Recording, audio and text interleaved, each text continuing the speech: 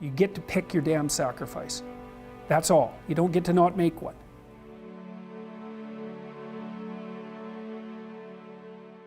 This is the Peter Pan story, roughly speaking. Peter Pan is this magical boy. Pan is the god of everything, roughly speaking, right? And so it's not an accident that he has the name Pan. And he's the boy that won't grow up. And he's magical. Well, that's because children are magical. They can be anything. They're nothing but potential. And Peter Pan doesn't want to give that up. Why? Well, he's got some adults around him, but the main adult is Captain Hook. Well, who the hell wants to grow up to be Captain Hook? First of all, you've got a hook. Second, you're a tyrant. And third, you're chased by the dragon of chaos with a clock in its stomach, right? The crocodile. It's already got a piece of you. Well, that's what happens when you get older. Time has already got a piece of you. And eventually, it's got a taste for you. And eventually, it's going to eat you. And so Hook is so traumatized by that he can't help but be a tyrant. And then Peter Pan looks at traumatized Hook and says, well, no, I'm not sacrificing my childhood for that. So that's fine, except he ends up king of the Lost Boys. In Neverland, well, Neverland doesn't exist, and who the hell wants to be king of the Lost Boys? And he also sacrifices the possibility that he'll have a real relationship with a woman, because that's Wendy, right? And she's kind of conservative, middle-class, London-dwelling girl. She wants to grow up and have kids and have a life. She accepts her mortality, she accepts her maturity. Peter Pan has to content himself with Tinkerbell. She doesn't even exist. She's like the fairy of porn. She doesn't exist. She's the substitute for the real thing. And so, but the dichotomy that you're talking about is very tricky, because there's a sacrificial element in maturation, right? You have to sacrifice the pluripotentiality of childhood for the actuality of a frame. And the question is, well, why would you do that? Well, one reason is it happens to you whether you do it or not.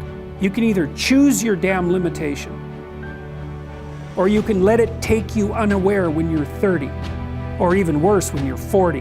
And then that is not a happy day. And I see people like this, and I think it's more and more common in our culture, because people can put off maturity without suffering an immediate penalty. But all that happens is the penalty accrues, and then when it finally hits, it just wallops you. Because when you're 25, you can be an idiot.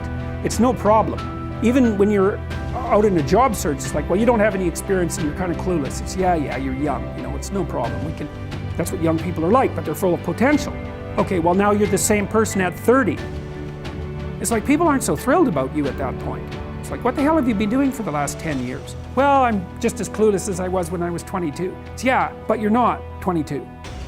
You're an old infant, right? And that's an ugly thing, an old infant. So part of the reason you choose your damn sacrifice, because the sacrifice is inevitable, but at least you get to choose it. And then there's something that's even more complex than that in some sense, is that the problem with being a child is that all you are is potential, and it's really low resolution. You could be anything, but you're not anything. So then you go and you adopt an apprenticeship, roughly speaking, and then you become something. And when you're something, that makes the world open up to you again. Like if you're a really good plumber, then you end up being far more than a plumber, right? You end up being a good employer. Not that plumbers, I'm not putting plumbers down. It's like more power to plumbers. They've saved more lives than doctors. So, hygiene, right? So, if you're a really good plumber, well, then you have some employees, you run a business, you train some other people, you enlarge their lives, you're kind of a pillar of the community, you have your family. Once you pass through that narrow training period, which narrows you and constricts you and develops you at the same time, then you can come out the other end with a bunch of new possibility at hand.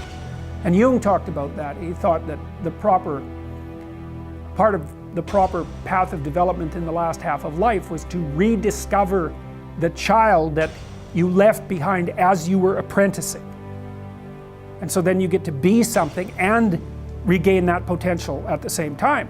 Very, very smart. Well, he was very, very smart. So that's very wise thing to know. So, yeah, sacrifice. We'll talk more about that too. You get to pick your damn sacrifice. That's all. You don't get to not make one. You know, what should happen when you go to university is you should learn how to think and formulate arguments. You should learn to think, speak, and write. That's what the humanities are for. They're to make you dangerous, right? Because if you can think and speak and write, you're deadly. In a complex job, you're exactly what's necessary.